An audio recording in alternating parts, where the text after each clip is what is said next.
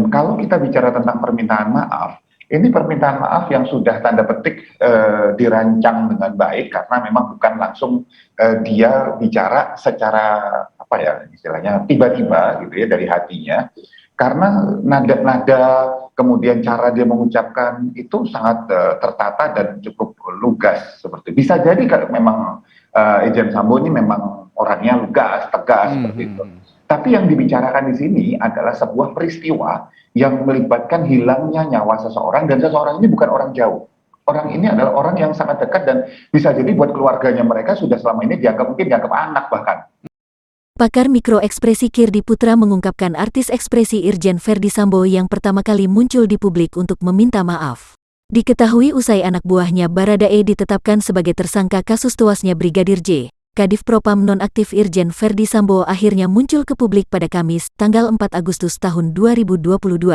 Dalam kemunculan perdananya, Irjen Verdi Sambo meminta maaf atas peristiwa penembakan yang terjadi di rumah dinasnya. Pakar mikroekspresi Kirdi Putra pun membaca penyampaian nonverbal dari mimik Irjen Verdi Sambo.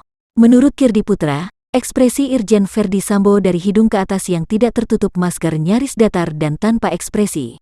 Namun, apabila dibaca dari suara, nada yang dikeluarkan Irjen Verdi Sambo terdengar tegang.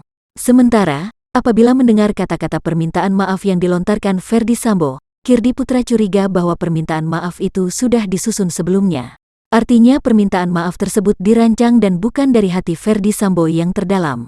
Lebih menarik lagi kata Kirdi, di ujung permintaan maaf itu Verdi Sambo menambahkan kalimat tapi yang menunjukkan tidak ada penyesalan dalam peristiwa penembakan tersebut.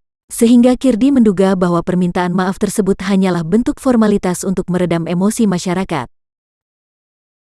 Artinya apa? Artinya dia tanda petik secara formal gitu ya, secara formal, sekali lagi formal ya, bukan emosional, bukan dalam hati gitu, dari hati gitu.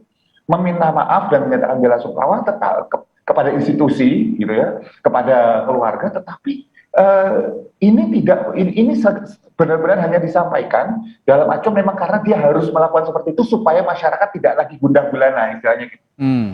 Nah, kembali lagi pertanyaannya, kalau gitu apakah benar-benar menyesal untuk terjadinya kematian dari J ini gitu ya, Brigadir J ini? Jawabannya bisa jadi tidak.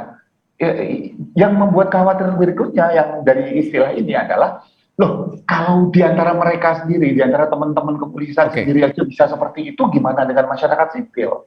Gimana juga bahwa kemudian hukum ini diletakkan di mana, sedangkan abdi penegak hukumnya aja tidak menaati hukum untuk kesalahan yang dilakukan dia. Kira-kira seperti itu.